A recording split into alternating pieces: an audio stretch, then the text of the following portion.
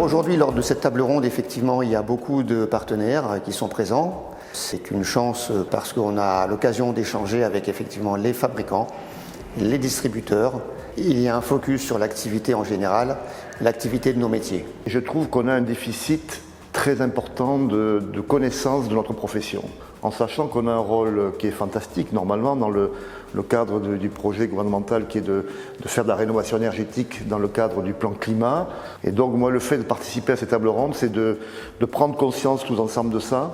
Le fait qu'il y ait donc plusieurs disciplines représentées fait que le débat soit forcément plus riche. La table ronde nous permet de sortir de notre contexte professionnel au jour le jour, de prendre un peu de respiration.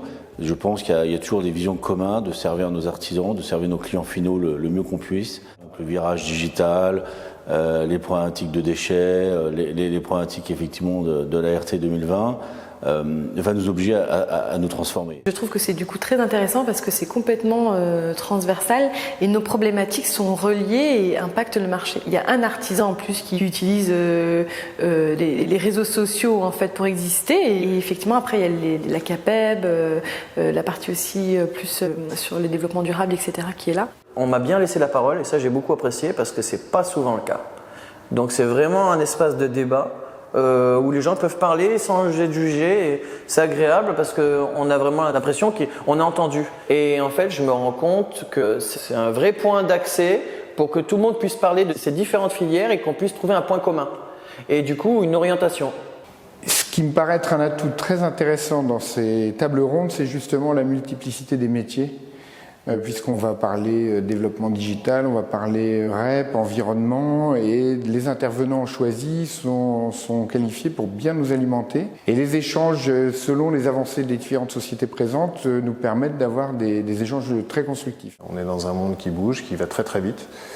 Et le négoce, derrière son image peut-être un peu vieillotte, bouge beaucoup, mais doit encore bouger davantage, y compris en tant qu'industriel.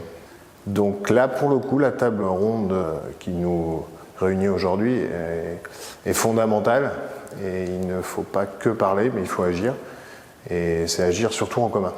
Effectivement, les évolutions sont nombreuses en matière de négoce traditionnel. C'est une table ronde, mais pour autant, il y a de l'échange, le fait de prendre des contacts. Et avec les acteurs majeurs du marché qui étaient autour de la table, j'ai trouvé que vraiment l'approche, il n'y a pas de barrière et c'était très intéressant de participer aujourd'hui à cette table ronde négoce.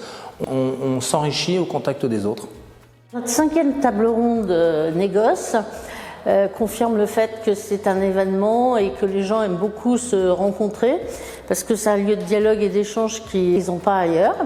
Ils aiment se retrouver, ils aiment parler des grandes problématiques de leur métier et puis comme d'habitude, il y a une bonne ambiance, les gens sont contents de se rencontrer, ça dialogue bien, il n'y a pas de langue de bois, ils échangent en toute liberté et puis il y a des témoignages très très intéressants.